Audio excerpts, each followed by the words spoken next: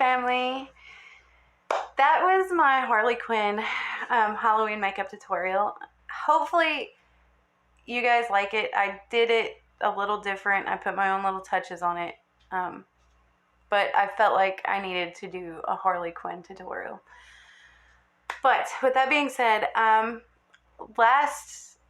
not last video, but the video before, I mentioned that I was collabing with my brother. Now, I really am collabing with my brother.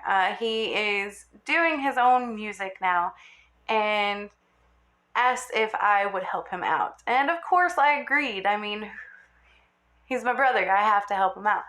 So what I need from you guys is to go over to his Facebook page. The link is in the description.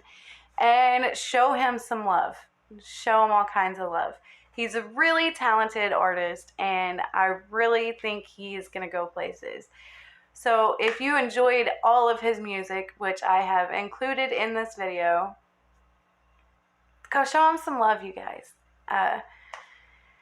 Until next time, though, remember to be you, love yourself, and stay spooky. And I will see you guys on Tuesday.